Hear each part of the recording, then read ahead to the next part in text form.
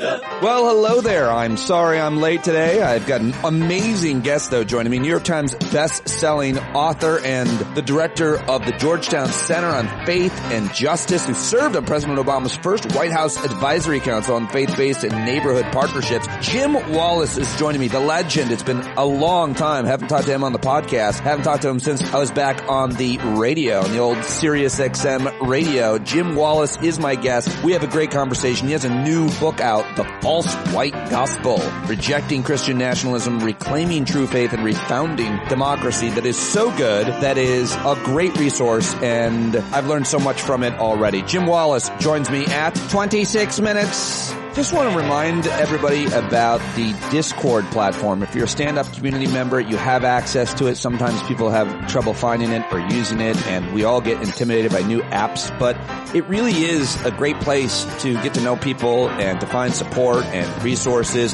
It's basically a chat room for those of you that aren't familiar with how it works, but stand-up community members are in there talking all the time. Last night, the reason I'm late today is because I was out very late hosting an event for Climate Week for an organization called Save the Humans. It was basically comedians talking about climate change, sustainability, etc. I was there with Ophira Eisenberg, who was the headliner. I was the host, and she showed me while we were waiting backstage in the green room that she was on the Discord platform with stand-up community members in a section, a channel for moms. So there's all of these sub-channels for all the different things that you might be interested in or categories that you belong to, etc. Anyway, check out the Discord if you haven't already. And if you're not a stand-up community member, join now. There's so many benefits, just real, authentic friendship. It doesn't get any better than that. We've connected so many people, and it's just a wonderful space, and this is a wonderful community, and I'm so proud to be a part of it with you each and every day. I hope to see you at the Thursday night hangout. That's also a benefit. I'll be hosting that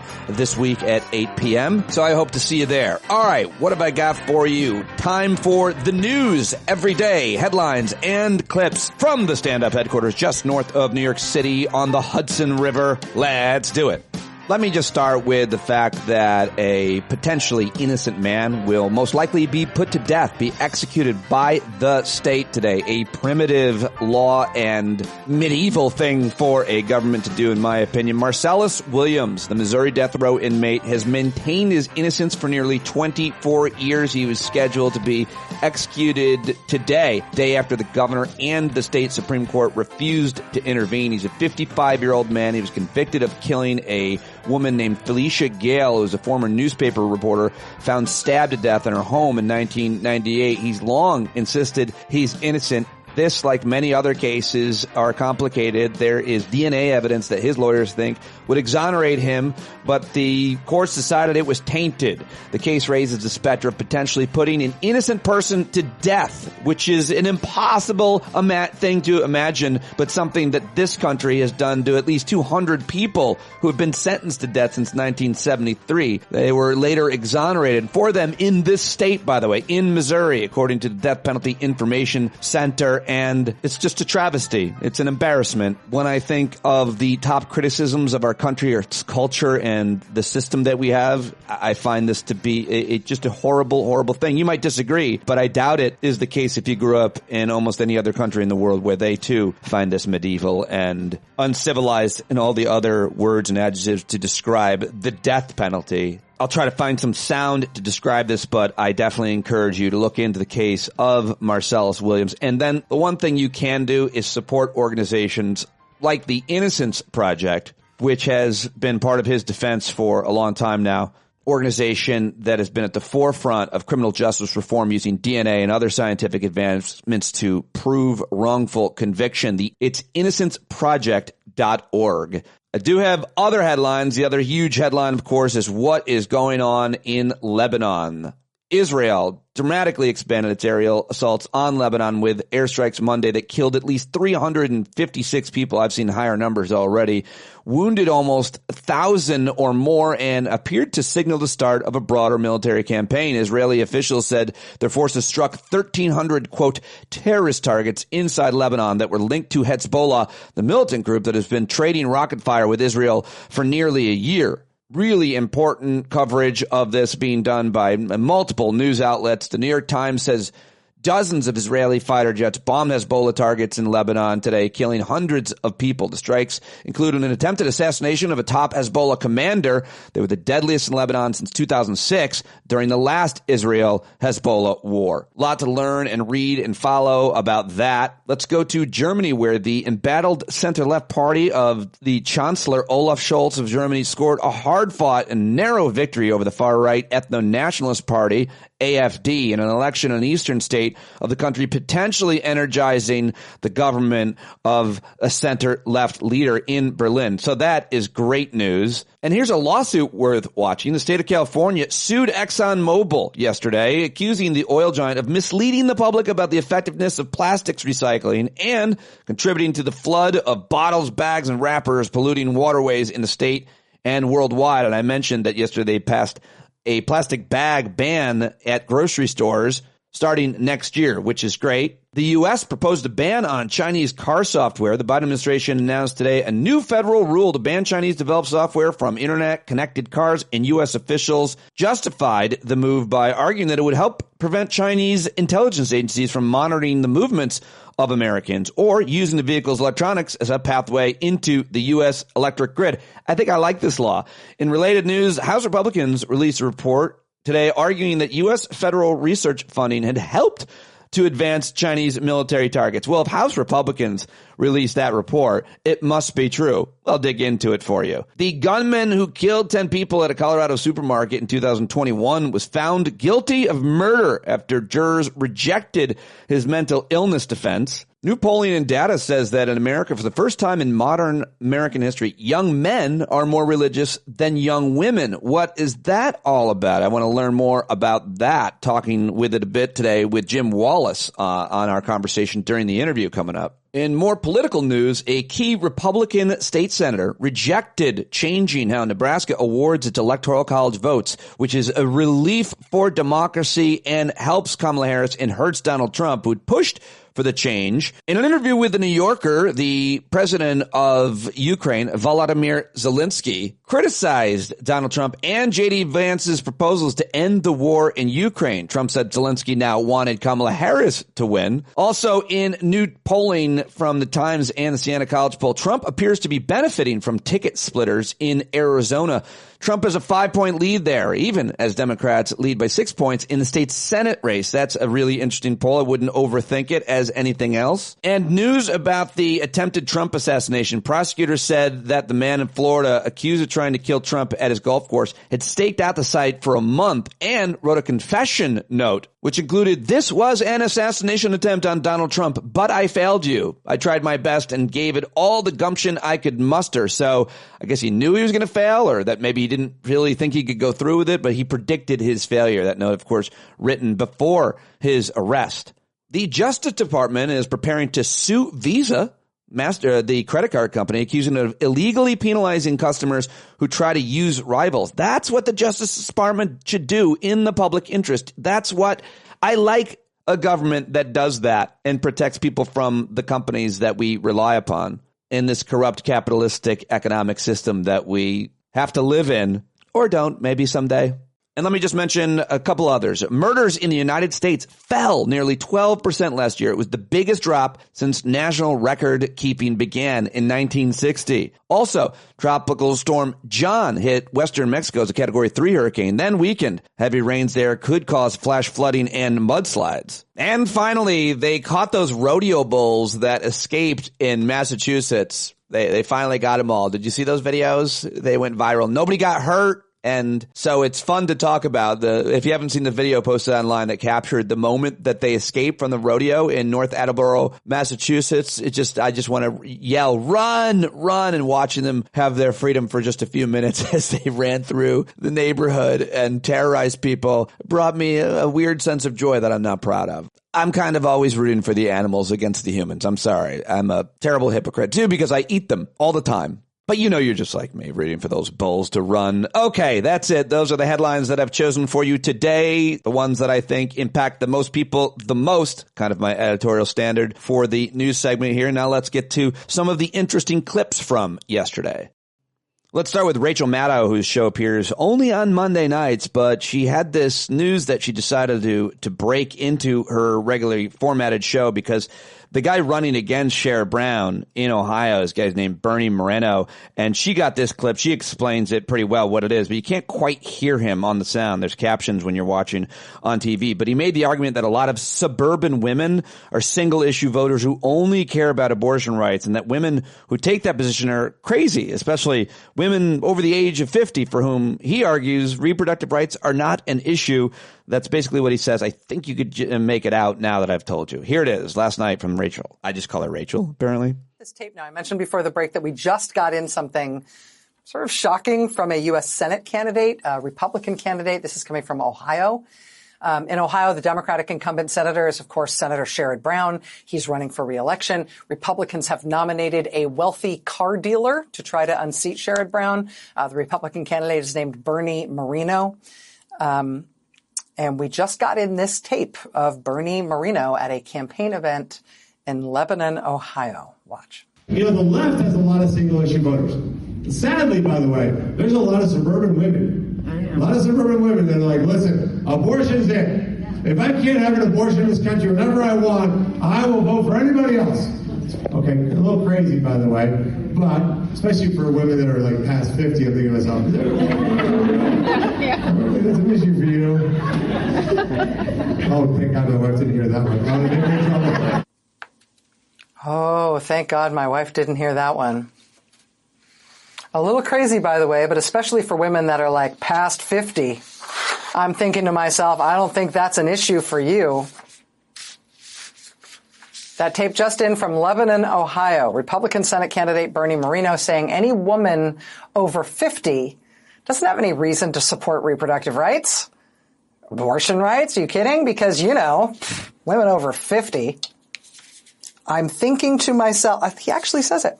I'm thinking to myself, I don't think that's an issue for you. Wow. You know, unluckily for Bernie Moreno in Ohio, running against Democratic Senator Sherrod Brown, women in Ohio, even women over 50, apparently do still have the right to vote, even if he doesn't think they have a right to an opinion. Good luck, sir.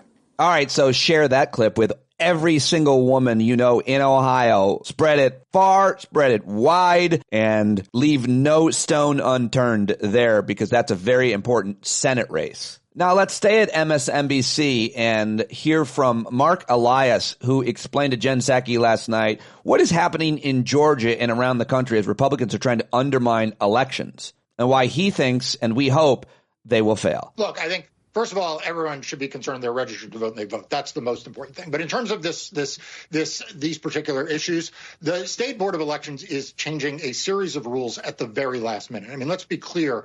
Ballots have actually started to go out, and they are still in the process of trying to change the rules by which they are counted and certified. So, you know, election officials, this is going to sound very mundane, but election officials have to know the process and procedures for doing what they do.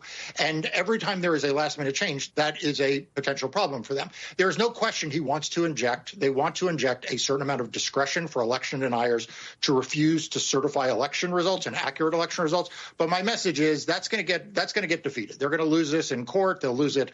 The county officials are against it. But this is the only plan that Republicans and Donald Trump have left.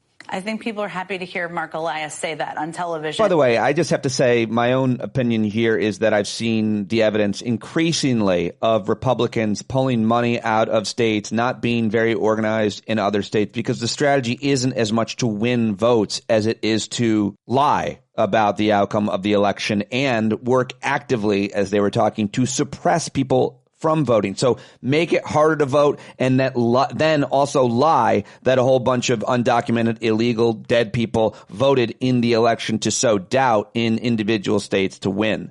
That ain't democracy. That's fascism. And that's what it needs to be referred to as, I think. My opinion there. All right. What else do I have for you?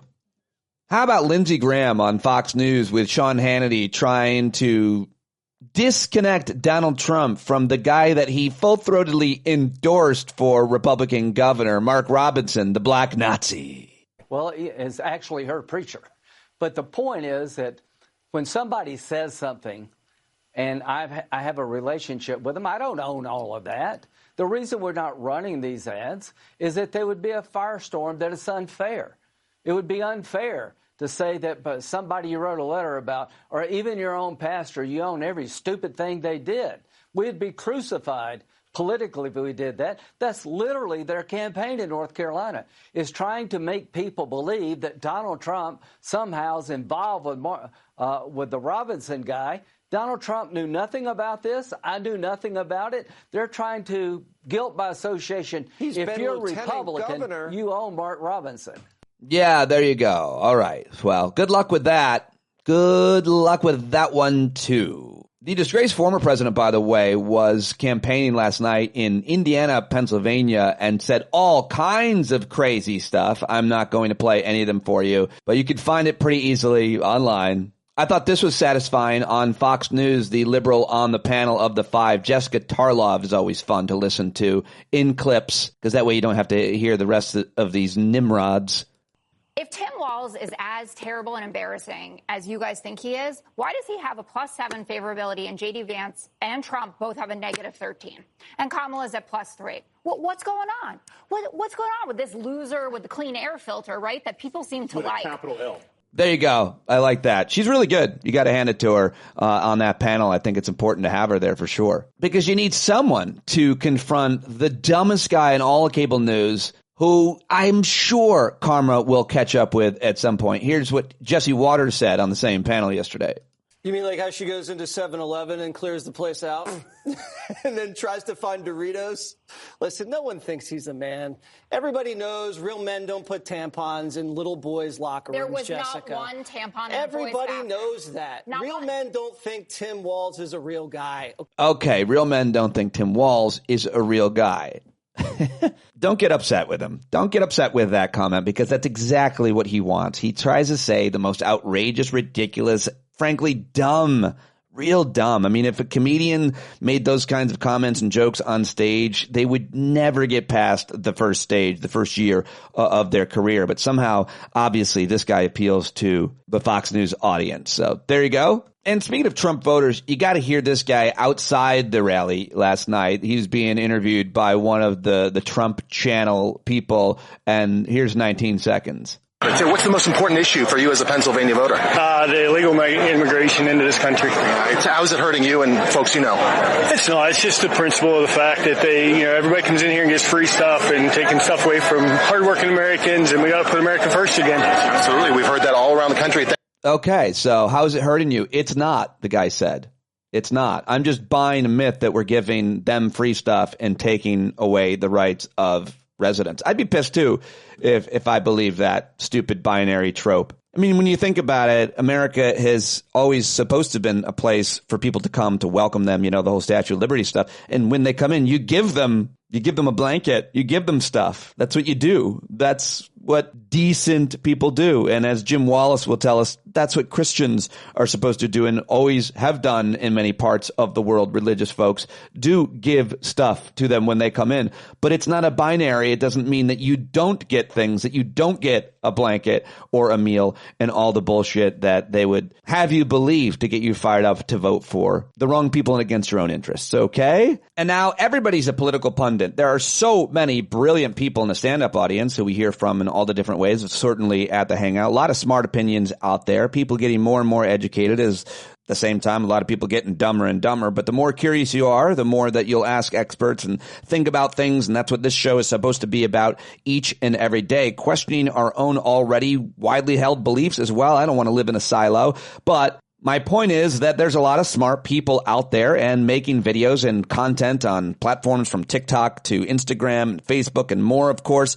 And I thought this was an interesting take that I'm hearing a lot of. And I felt like this guy, who is the millennial farmer on TikTok, he goes by, sitting in a barn with a beard. That's his whole character, and a silly hat, but making this point that a lot of folks are making about a hypothetical scenario or plan for if Donald Trump were to win, how they make the American president king. All right, let me throw something out at y'all, get your opinion. So it's become clear by now, right, that Trumpy was never...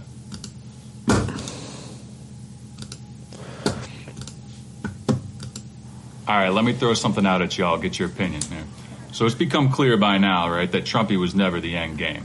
He was just the charismatic populist leader that they needed in order to catapult their ideology into the highest office in the land. The people at the places like the Heritage Foundation are the ones that we should really be worried about, right?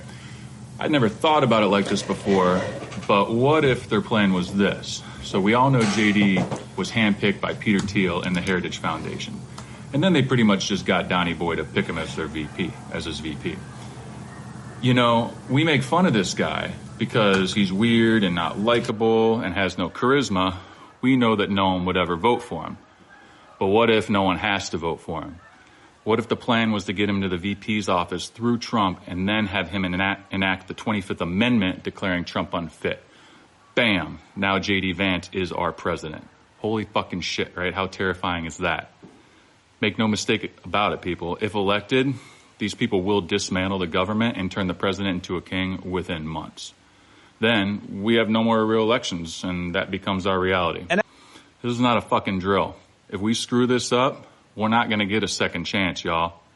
All gas, no brakes, all the way to the polls. You vote blue up and down the ballot, save this country from these fucking weirdos. Yes, all the way to the polls. That's exactly what my plan is. I hope it is yours as well. And so even if his theory that they wanted it, that they're going to 25th Amendment isn't accurate, I mean, it's likely that Trump will just absolutely lose his mind or die. He's an old man, and that would be the case anyway. That plan, J.D. Vance would become basically king, and that would be weird. And now I need something different. I like to try to end the headlines on a lighthearted note as well as our sound clips, and this is a fun one. So we'll end with this from CBS Late Show. Prime Minister of Canada, Justin Trudeau, he was on the Late Show with CBS last night. There you go, Carlo and Barrett and Sandor and the rest of my Canadian and Canadian adjacent folks. Shout outs for you. Thank you for listening. And for that, here is Justin Trudeau on the Late Show with Stephen Colbert getting cheers with a little medical tourism jab. The differences, not just regional, because you guys have those as well, but differences in stories, differences in perspectives. Every day you meet a Canadian, you get to hear a different approach to life, a different, take on the values we have, on the things that we love. It's an amazing country, and I really encourage you to come up and see more than just for the maple syrup and mountains. Although those are good too. I worked in Vancouver and Toronto and had a great time. So you're our closest ally, Canada. We stand, shoulder to shoulder, facing the world and the challenges of the world. I'm sure you're talking about a lot about at the UN. What do we fight over? Because we don't think of ourselves as fighting with you guys. What's the big? Is it soft lumber tariffs? What is it? Yeah, fishing rights. That's an issue. Yeah, these are issues, yes. But they're always small issues that matter. I mean, you guys are paying too much for your lumber because you've got tariffs on it, and that doesn't make any sense. So we keep trying to point that out for you, but we'll keep working on that. But we come up to you guys to get cheaper drugs. Yeah, we come over the border for cheaper. All right, there you go. That is Colbert with Justin Trudeau on the Late Show, getting cheers and applause for universal health care. Yeah, sure would be popular, like Medicare. But somehow, if that's given as an option for the rest of us under 65, then Medicare is socialism. All right, let's get to my guest now, shall we? Thank you for listening to the headlines and news clips. Tell your friends that this is the best place to get the news. Usually posted by midnight, but I try to get it up by 6 a.m. secondary. And the last ditch effort is by 9 a.m., so it's up by 6 on the West Coast for you. But that's my goal each and every day. And when I'm going to be late, I'll try to start letting you know in Discord if it makes a difference, even for a few people who are counting on the show. I can't get it done every day the way I want to because I book the show, host the show, edit the show, produce the show, mix it, and of course promote it, post it, all of it, each and every day, all by myself. And sometimes I got to do other gigs and other things, but I do my best to get it up by midnight. And I can't do any of it without your paid subscription. There are 5 days left of the month. I get paid once at the beginning of the month. So if you could sign up now before the end of the month, that'd be awesome. Patreon.com/Pete Dominic. And you can always pay more if you're getting more. How about that? The show is free, but it isn't cheap. Please subscribe now. Let's get to my guest. He is one of my all-time favorites from the old show, and he is doing great work, maybe as good as ever. He's now at Georgetown University, where he created this amazing Center on Faith and Justice. He served on President Obama's first White House Advisory Council on Faith-Based and Neighborhood Partnerships. He's the author of multiple, I think 13 New York Times best-selling books. Well, 13 books. I don't know how many of them were bestsellers, but this one already is, including God's Politics in 2022 and 23. Washingtonian magazine named Jim Wallis one of the 500 most influential people shaping policy in Washington, D.C. He is a profoundly thoughtful guy. I really like and admire him, and I'm going to take him up on his offer to come down to Georgetown and tape an interview with him, as well as talk to his students about media and whatever I know a little bit about. But right now, it's time to get to my conversation with the author of The False White Gospel, Rejecting Christian Nationalism, Reclaiming True Faith, and Refounding Democracy. Found a good point in the interview, at the beginning of the interview to start. Here we go with Jim Wallis. Well, this, what I call the false white gospel is indeed this white Christian nationalism. And the name spells the problem. You take the most inclusive, welcoming, inviting message in the history of the world and make it white, really? Or with a white preference, really? Embedded in this whole history is white supremacy. This isn't a new idea. It's very old. It was called dominionist theology a long time ago. It's making a comeback. Yeah. And then it's called Christian, but they don't mean sacrifice or service. They mean control, dominion again. And they say nationalist. Well, Jesus' last instruction to his followers was go into all the world, make disciples of every nation. And they're making this a nationalist agenda. So religiously, to worship a nation, put America first, is idolatry. That's what the word means. And to pay no attention to the teachings of Jesus, where he says, for example, how you treat the immigrant is how you treat me. That's to use the word heretical, that's antichrist. So I'm talking faith, not just partisan politics here.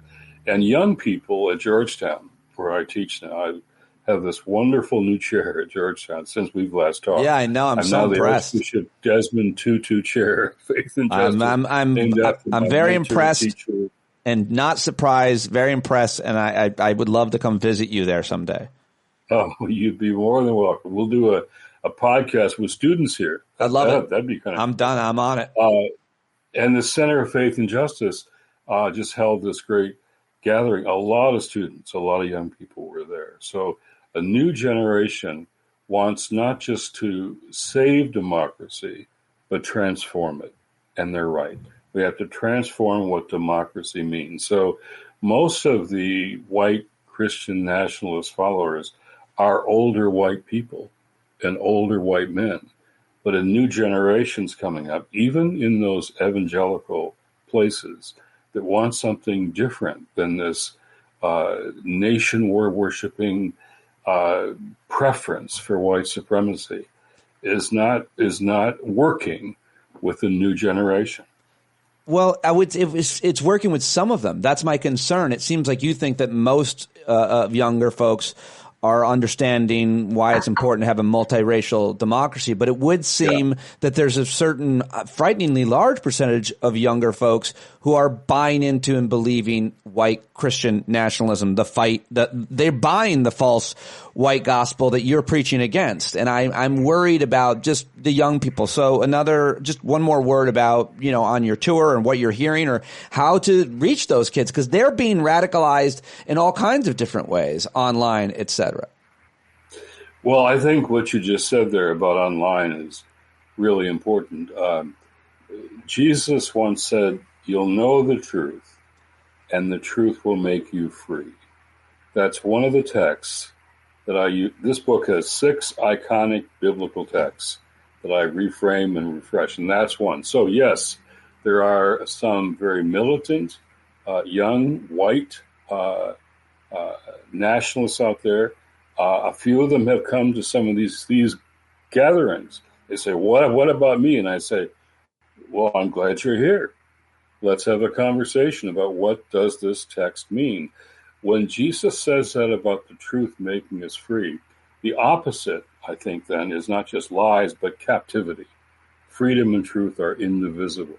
So there are a lot of captive people out there, captive to agendas of nationalism, of believing that this nation really does belong mostly to white Europeans and not to people of color. Who does Trump lie most about? His dogs and cats. It's migrants, immigrants, refugees. He's lying about the people that Jesus told us to welcome. So I sit down with some of those young people and I say, let's look at this text. What did Jesus say? What did he do? Let's have a conversation. Even have a debate about the text. So they're talking politics, worried about them being taken over by other people. I'm saying, no. The body of Christ globally, the International Church, is the most diverse human community on the planet, but not here. So I've talked to even some young militiamen, and it's interesting what they say. I was sitting in the alley. Wow. My parents both worked jobs. I never saw them. I was all by myself. I was alone. And this guy kept coming down the alley to talk to me. And he wasn't talking ideology. He was talking about belonging and meaning and purpose. I had no purpose. I had no meaning. I didn't have a community. He offered me one. Now, he later left all that. But churches, congregations of all kinds are supposed to offer belonging and meaning. So the answer to this rise of political violence it isn't just political argument or pointing your finger. You're wrong and I'm right. It's a matter of how can we provide a sense of purpose and belonging and meaning and community. That's what we're supposed to offer. So I want to not just attack people. I want to invite them into a different conversation, and one that talks about, if we're Christians, and a lot of them are, what did Jesus say? And what does that mean for us right now? It's so important to give them a different point of view, and in this case, the truth, that is certainly in so much of our religious text, certainly Christianity, and you're so equipped to do that. So when we talk, just go specifically more about when we talk about immigrants and neighbors, you write so eloquently, and I feel like this is the most important issue because as far as back as America goes, there's been racism and anti-immigrant attitudes, obviously, but the settling of immigrants, especially refugees, was done overwhelmingly by Christian organizations. And one thing that I was always fascinated with learning about politics and specifically powerful interests was that is powerful as religion is in lobbying for so many different things, religious organizations didn't lobby against immigration. There really isn't a strong lobby against immigration because everybody wins. Commerce wins, capitalism wins, farms win, and religious institutions were always those settling refugees and welcoming immigrants. That's changed, I think, quite a bit because of this thread of Christian nationalism. Say more about immigration and neighbor and not being afraid of your stranger. You know, you raised the word neighbor, which is so important. There was a lawyer who asked Jesus a question, the most important question for democracy in the Good Samaritan parable. He said, "Who is my neighbor?" Now, I know that tone of voice in the passage, and I believe he was a Washington lawyer who asked Jesus the question, "Who is my neighbor?" So Jesus answers his question with this wonderful parable about the Samaritan. Now, for his Judean audience, it's important to realize there were no good Samaritans. They were, mixed race. They were half-breeds. They were dangerous, despised. They were othered, othering people, othering our neighbors, and turning them into enemies is what we see happening now. And Jesus says the opposite. Here's someone who's being othered by his society. And the man on the side of the road, Jewish scholars tell us, is Jewish. So here's an other helping one other to him, and that's Jesus' side to him of who a neighbor is. So your neighbor may not live in your neighborhood. How do we embrace our neighbors who are different than us is critical for democracy, especially for the future of a multiracial democracy. Jesus says, when this lawyer says, well, what do I do to inherit eternal life? Jesus says, well, you love the Lord your God, all your heart, soul, mind, and strength. And then you love your neighbor as yourself. Loving our neighbor is core to the teaching of faith. And it may be just crucial to saving this democracy. What does it mean to love our neighbors and not turn them into enemies? My neighbors hate me, Jim. I've got major problems with my neighbors, and it's because of politics, not because of any issues that we had with them. They know who I am because of what I do for work, and so it had in the past not been good. But it's so important what you're saying. You're right about this.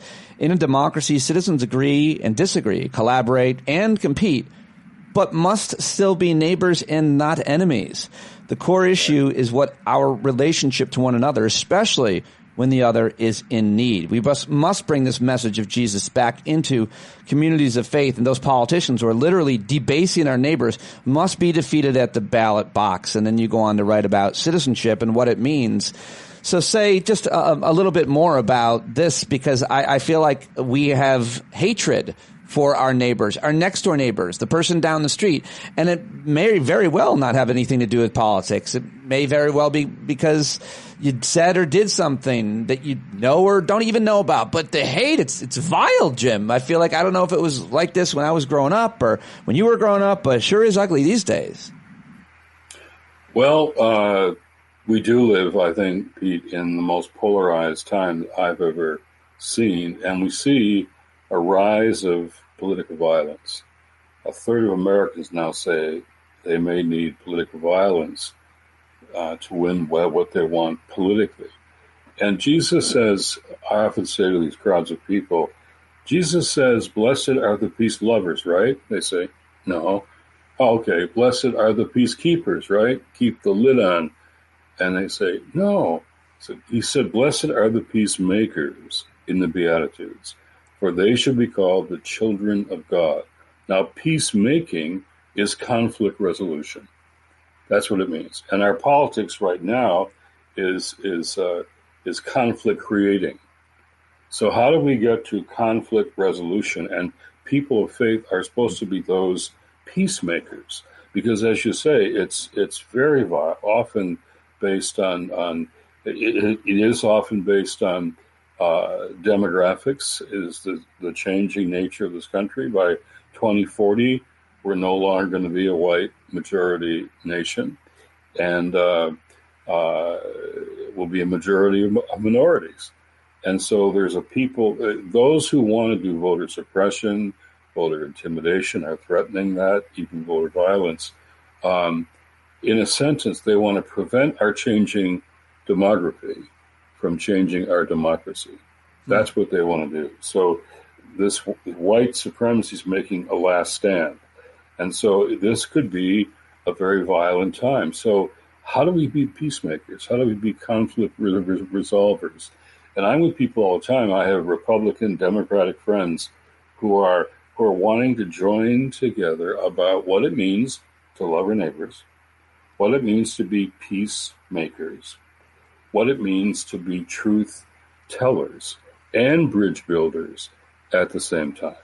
The problem, as you write about in the book, I think identify perfectly, is as much great work as you and others are doing. We have seen religious Christian leaders across this country say publicly and privately, certainly to you, I've lost my own parish. The people in my own church have gone nuts. And I think you wrote something about it's because they get them for 1 hour a week, and Fox News gets them for 20 hours a week or more. And so it's hard to communicate in 1 hour a week all these things that you are, and so then they come to church and they're like, who the hell, what have you become? They've been radicalized into hate mongers because of the media that they're listening to. So how do you and other faith leaders compete with these monsters of media on not only cable news, but now YouTube and podcasts and everywhere else? Yeah. As you know better than I, we live in now different universes of facts and information. Right. Totally different universes of what people hear and see, and the pastors can't compete with what they're hearing from their people. I remember a head of a church said, yeah, my pastors, they're just writing me and saying they're being attacked for biblical passages they put in the Sunday service. He said, I didn't say Trump, I didn't say Biden back when Biden was running. I didn't say politics. I didn't say election. I just had this text. And the bishop said, what was the text? Well, they said this text was an implied critique of one of the candidates. What was the text? The Beatitudes. Jesus teaching in the Beatitudes. Wow. So even the scriptures are being politicized. Right. Oh, yeah. And I'm hearing some of these leaders on the Christian right saying, well, love thy neighbor doesn't apply in this election. The image of God doesn't apply in this election. And so I end up going back to the texts. This book is how to look at these texts that people know, they're familiar, but let's refresh them and reframe them. For example, you talk about all the noise that is out there, all the political noise. When I feel surrounded by all that noise, the pundits, the polling, the attacks, the lies, the distortions, I go to the first chapter of the first book of the Bible, Genesis 1:26. And it says, I love it, think of all the noise around you and I, Pete, all the time. It says, then God said, be quiet, noise, then God said. And what God says in that text, first book of the Bible, let us create humankind, all of us, in our own image and after our own likeness. That's the divine foundation for all of our earthly talk about human rights, civil rights, voting rights, and we're training these poll chaplains, clergy, to be in polling places that are very dangerous, voting suppression or intimidation. We're training, hundreds are being trained. Every time we do, 100 show up, and they're going to all these places, conflicted places. And I say this is theological, not political. For example, any attempt to suppress a vote or corrupt a vote or deny a vote or not certify a vote is nothing less than a literal assault on Imago Dei, the image of God. So we call ourselves the Imago Dei movement. I love it. Trying to do voter protection all over the country.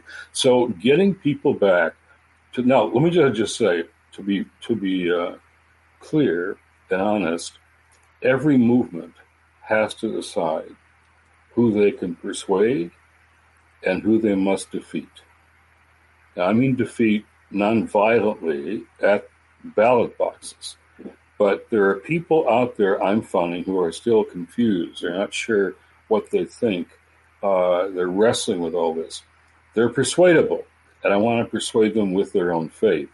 And others who are just power brokers using religion for hate, and that's a blasphemy. And so those religious power brokers, I want to defeat in this election. I love that, and I'm fully behind it.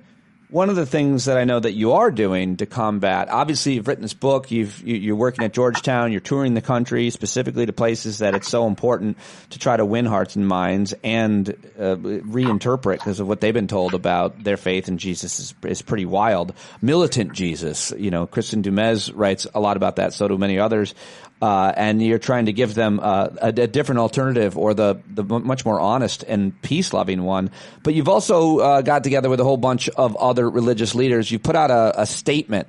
Do you believe both democracy and the American church are in crisis? Read our statement. If it resonates with you, add your name, faithanddemocracy.net. You've got this statement. It's powerful, and it is going kind of viral amongst religious leaders, adding their names. Tell me about this effort. Well, Kristen Dumez, one of the drafters of the statement, our drafting committee, and she was with us in Washington at Georgetown. Yeah, it's kind of taking off. We talk about Imago Dei, human dignity. I've got it right here. On human sin, we take sin seriously, and the constraints and checks and balances we need are important because of our will to power, truth and integrity, loving the stranger and the enemy, on solidarity and the common good, on pluralism. I believe in the separation of church and state. For those who are wondering, that doesn't mean the segregation of moral and religious values from public life. Dr. King said it so well. He reminded us the church is not meant to be the master of the state, as the Christian nationalists seem to feel, or just the servant of the state, clean up the mess, take care of all the victims. King said we're meant to be the conscience of the state, not master, not servant, but conscience. And so this statement is signed by evangelicals, Catholics, Black Church, Hispanic, Asian American, mainline denominations. Most of their leaders have signed it, bishops all over the place, clergy.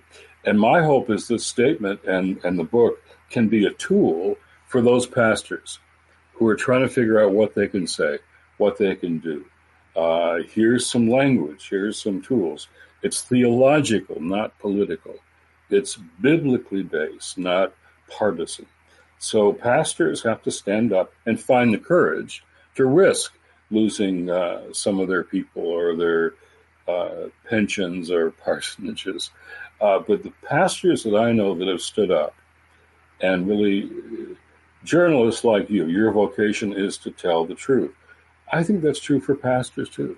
Truth-telling is part of that vocation. So this statement and this book are meant to be tools and help and support for pastors who are going to be in all these states in the next 6 weeks, and they're wondering what they can say and what they can do. And I say, be truth tellers and bridge builders at the same time.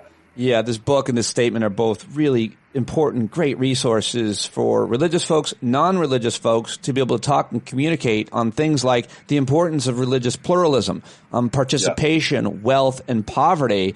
I don't know how to talk to someone who is Christian or religious about those using Jesus' own words or gospel. And that's what your book has done, has really helped me. It's a tremendous resource for someone like me that talks for a living and wants to be able to communicate more effectively to people that are different from me. And obviously this statement as well. I got to ask you about hate.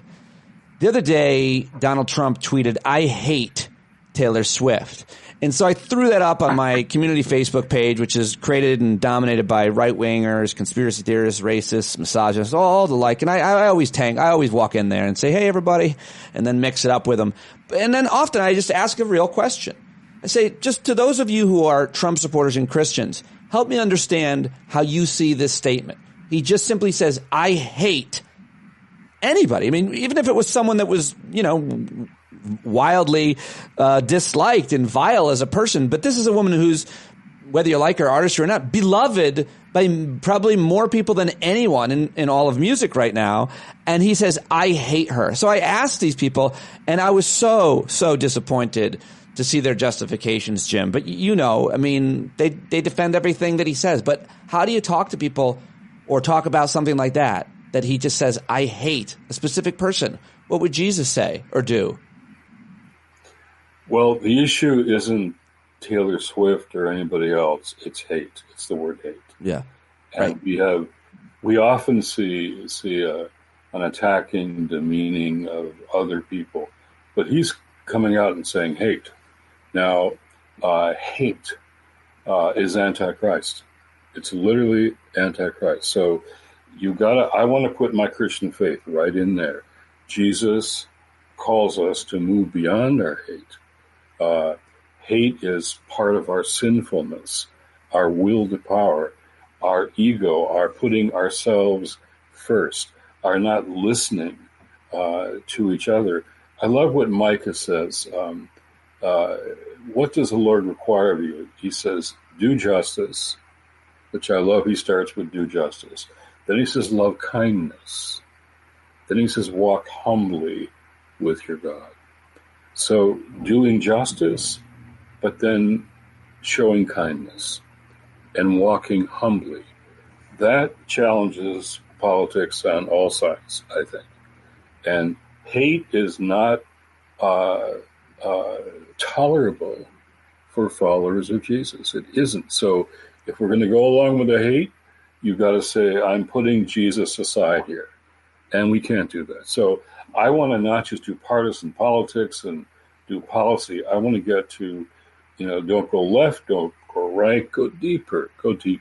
And hate is intolerable if we are followers of Jesus. Well, I love all that. I'm so happy to hear the way that you answer that. I might have to get back to all of those folks. But as you also know, hate is very effective and divisive. And the newest group to hate, we talked about immigrants, and of course we've talked about race plenty of times, and you write all about it in your new book. But it's the LGBT community, specifically trans kids. And we just lost in my town, just north of New York City, 3 board seats, Jim, 3 to the Moms from Liberty type folks who were dividing our town over trans kids, usage of bathrooms, something that our town doesn't have our school board has no decision over, but they convinced people that they did, even though it's New York State law. And they divided the whole town, and it was so ugly. And when you ask them, how can you be this way? You're a Christian. When it comes to this, say, listen, I don't hate these people, but I don't have to accept them, and I don't want you forcing this down my kid's throat and converting my kid to gay or transitioning.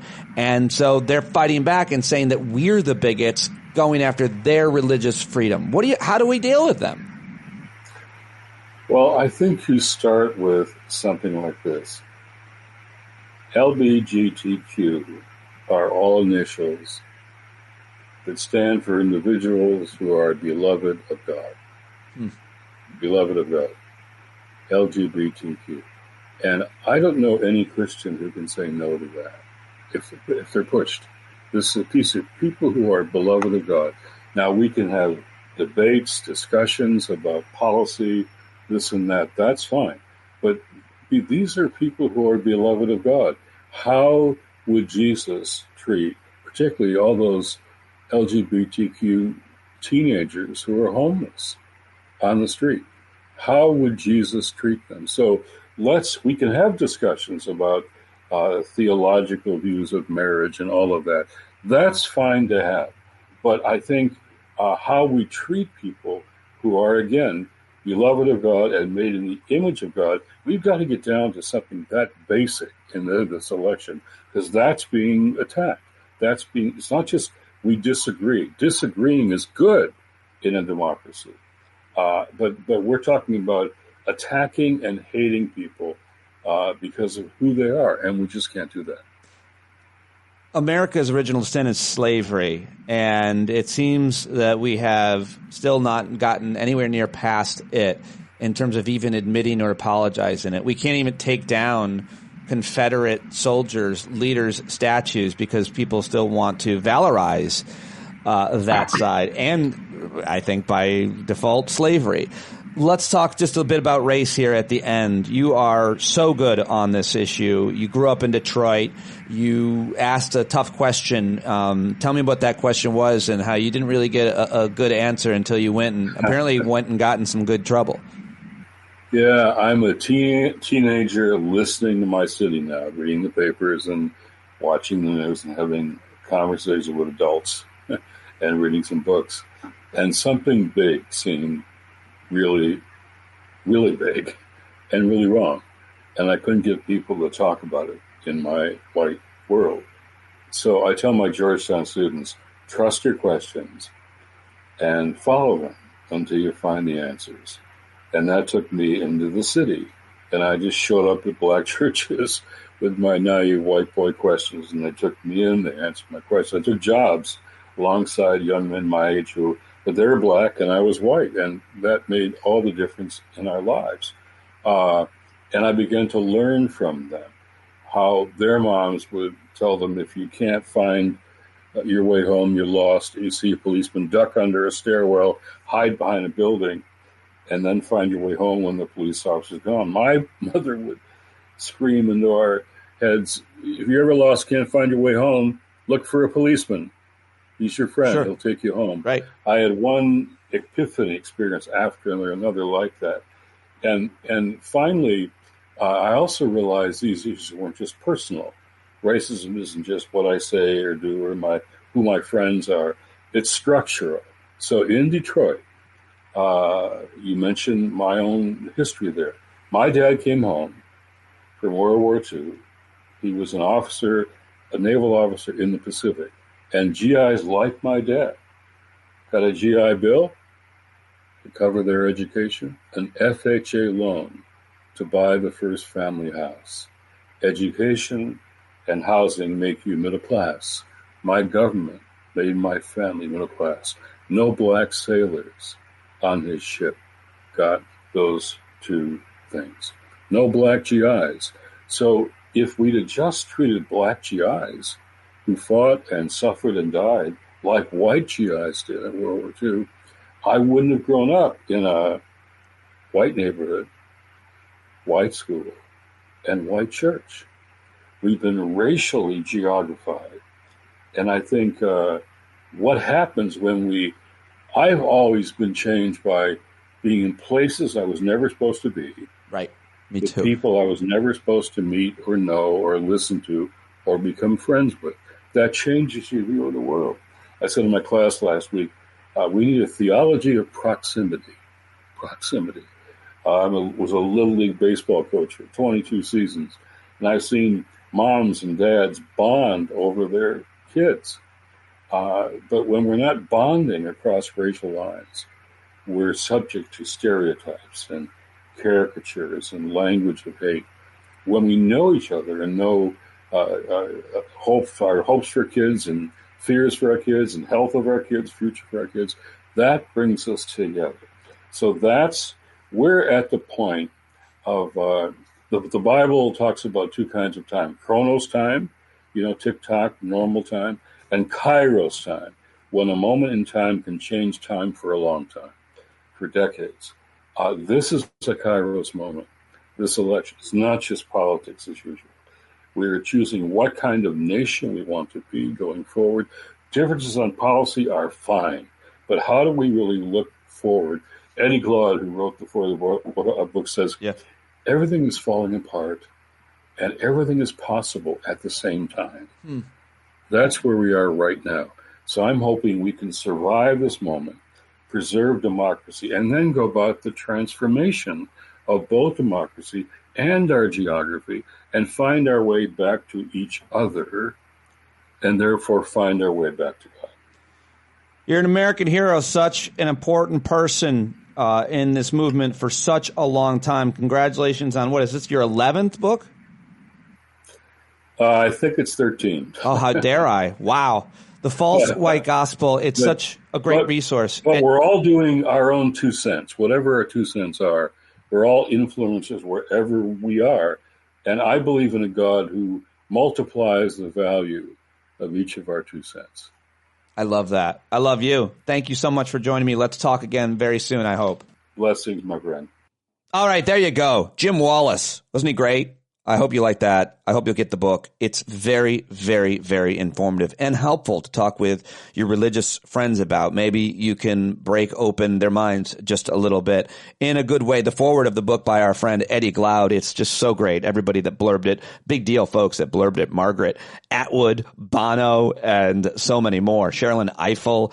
It's very, very good. I hope you'll get this one. And thank Jim Wallis on social media and I will definitely be talking to him again. Thank you for listening today. I hope that you got a lot out of the show. I hope that you're doing okay. Now get centered for the rest of your day and try to stay in the moment as much as you can. Be mindful of it.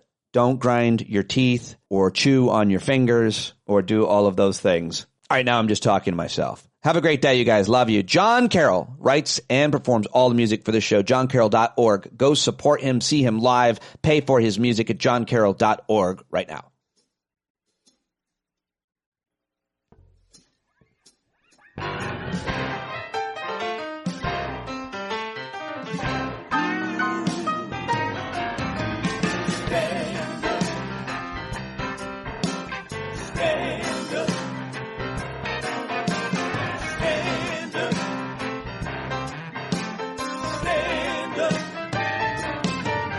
When the tyrants taunt you and the sirens tease, you better stand up, stand up. Let the brave meet the challenge, let the meek weak flee. Oh, you better stand up, stand up. When you're tired of begging, saying pretty please, that's the time you gotta finally get up off of your knees. When you can't see the forest for the burning trees, you got to stand up. Hey, you've been sitting so long, you got the creaky knees, you gotta stand up, stand up. I think you're driving wheels with leaking grease. Boy, you better stand up, stand up. Well, there's a whole lot more of us who know what's right. They'll keep right on ignoring us if we keep sitting tight. You got to open up the window to let in some light. You gotta stand up, that's right. You got to rise up, you got to stand up, you got to stare the devil straight in the eye. We got to let him know it's his turn to go. See it clear when all you hear is a lie. So get up off of your butt, get down off of your fence. Even if it ain't a very friendly audience, well, they'll begin to listen when you start making sense. And you stand up, stand up. Point your rifle to defend your town. Just stand up, stand up. You know they can't deny you what you're laying down. Oh, you better stand up, stand up. Show your face of every color, yellow, black, red, and brown. She's the place where every lost child will finally be found. There's only one thing to do before we stand our ground, and that's stand up, stand up. Well, the founding fathers saw a land for all. They had to stand up. They had to stand up. They had a keen imagination for a crystal ball, drawing all the plans of stand up. But all they had to go on was the time they were in, with other causes for laws, and since they weren't even sin, they knew that change was gonna come before the change could begin. They had to stand up. All right, they had to stand up. We got to stand up. We got to look the devil square in the eye. We got to let him know it's his time to go, and make it clear when all we hear is a lie. Why you lying awake wondering where the money all went? It'll be the cost of freedom that'll go unspent. You can see him flee the scene of that experiment if you stand up.